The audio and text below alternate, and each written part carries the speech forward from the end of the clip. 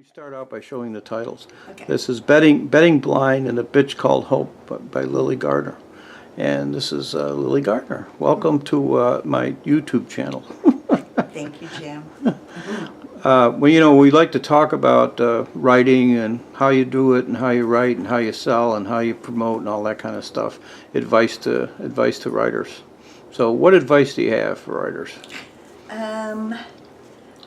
Write every day. Mm-hmm. I think that makes a huge difference because you stay in your own fictive dream, and so you're engaged with it all the time instead of having to like come back to it after say a week or even a weekend. I think it makes a difference. I think that more ideas come to you.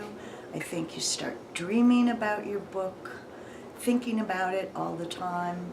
It just, I think it's the way to go. I think that that's probably more important than taking classes or reading books about craft books. Uh-huh. Yeah. I've read that, don't say that, I sell craft books. But I've read that writing a lot is like the people that succeed the most write the most. Right, right. Well, the old wisdom is 10,000 hours to perfect your craft, and I think that's true. I really do. I also am a lover of critique groups. Mm-hmm. I think if you're lucky enough to find the right critique group, I think they can make a huge amount of difference in your writing. And I personally think that a writer needs a critique group, that just showing your story to a handful of friends Yeah. is not going to help you improve. That you really need outside readers who are willing to tell you when they get confused, whether there's a compelling story, whether the characters are believable, whether the story is moving along. All of the things that they can tell you that is very difficult for just the writer to know about their own work, because the story is so inside the writer's head that it sometimes is difficult to know what's missing from their story. And the writer sees the characters that the reader may or may not see. Exactly. And that to the writer they're real. Exactly. But may or may not be to the reader. Exactly. Yeah. So how many critique groups are you in? Just one? I know you're in one up here in Portland. Right. I'm in a critique. I'm in two. I'm in a monthly critique group that started from one of your critique classes, Mm-hmm. and the people in the class were so excited about it that they wanted to meet regularly. So we meet once a month, Mm-hmm. and that's been, for me anyway, that's been, I don't know, 4 or 5 years, I think, that we've been doing that. And then I'm in another critique group that meets weekly. And Who's in that? there are like 5 of us. Mm-hmm. And we all started from another class, from a writing class, Mm-hmm. where I teach, and that was a critique group as well, a critique class. And our teacher, it was teacher-led, and the teacher moved, and so then we continue to meet. So we meet every week, and we've been meeting every week for 15, 16 years now. Wow. Yeah. It also forces you to have stuff done. Exactly, because if you show up at class and you don't have pages, you feel like a bum. It's like, what have you been doing with your life, you know? Mm-hmm. And so yeah, I like that level of pressure. That's good. And Well, you have another huge advantage over many people, is that your husband supports you in your habit, Yes. and Yes. he's like an enabler, right? Yes, he really is. He really is. Without him, it would have been so difficult. I don't know. I mean, when I was younger, I really wanted to write, and I couldn't manage it. I couldn't manage it with making a living and having a child, and you know, that was all I was able to do. So I had these notebooks of ideas and bits of story, but I didn't have time to take a class or to put the amount of effort that it takes to learn how to write. So yeah, Michael, my husband, has been terrific. Well, you were a single mom for a while, right? You had 2 jobs, Yes, and you know, yeah. it's Yeah. pretty hard to squeeze in writing. Yeah, yeah. But I always wanted to, and and I don't think a day goes by where I don't feel so lucky to finally be able to do what I love, you know. And then you sold a couple of novels. I That's a great did. feat. I did. I was fortunate enough that the first book that I wrote, I found an agent for it, and she sold it to a little boutique publishing company. How was that experience?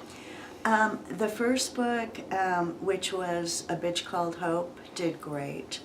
They had a really strong marketing team, and it became a first pick for Barnes and Noble.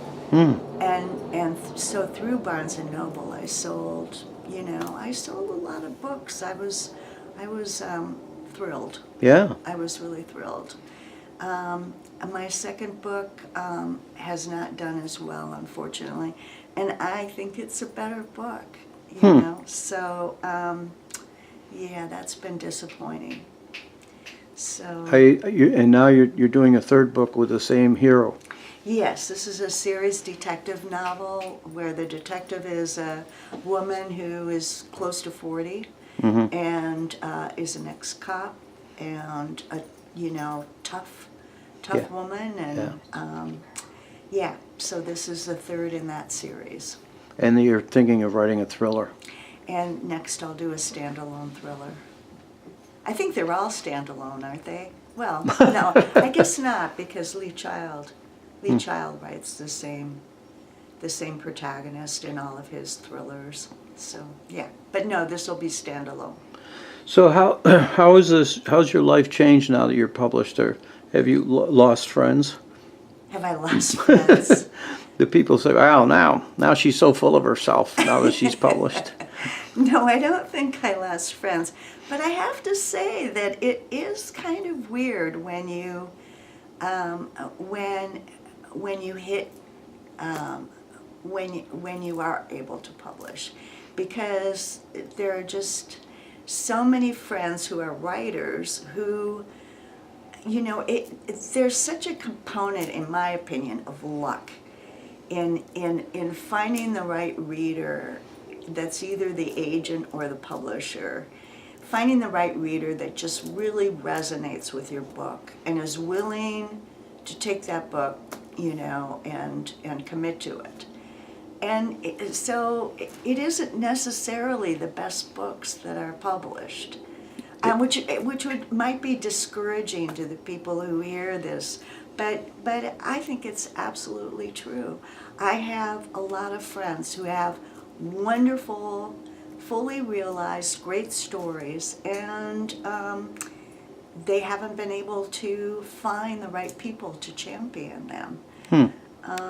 So, yeah, so that luck part of it, there might be a little bit of jealousy or maybe just kind of people feeling disheartened, other writers feeling disheartened. These are 6 minutes of battery. Sorry about the interruption, but technical difficulties. Oops. It says change battery pack. Oops. I hope this is going to work, because we've recharged the battery. Technical difficulties. We have a call from your fans who want to know how you've developed your wonderful voice. It was something that that I developed over time. I have my natural voice is pretty sarcastic, and I'm kind of a smartass, and so that part of it was pretty easy. But the detective part and being tough and embracing conflict is not something that came naturally to me. So again, my critique group really helped me because they would tell me when she was, being a coward or not being brave enough or fierce enough or Yeah. whatever. So Inert. yes, Instead of taking yeah, action. like myself. and so that was something that took some time. But once I got the hang of it, it became a lot easier. But it took years. I think it took years. It took a couple years of being critiqued and somebody saying, no, that's too soppy or, prissy or whatever. So, yeah. So, but as far as being sarcastic and all of that, that's just me. Well, your heroine sort of like is flip and smart and smart ass and Yeah. really kind of intriguing. Oh. I mean, people really like your character, right? I mean, I do. I thought. Well, I hope so. Yeah, I do too. Yeah, our whole family's like that. All of my siblings. I have 3 sisters and 2 brothers, and we're all that way. We're all. And it's kind of strange because we get together and talk, and people are sort of shocked. They think we're being mean to each other, but we think we're being funny. So anyway, yeah. But that's so counter to the Oregonian culture, which I don't know which what to say. niceness is praised so highly. Well, I grew up in Minnesota. Oh, different up there, huh? Yeah. But I think a critique group can really help you sort of find your voice. I think that is a really good way to kind of keep you on track until you find it. They can tell you when you are hitting it and when you've missed. Okay, I got to change my battery pack again. So Okay, so that's it. So we're signing off.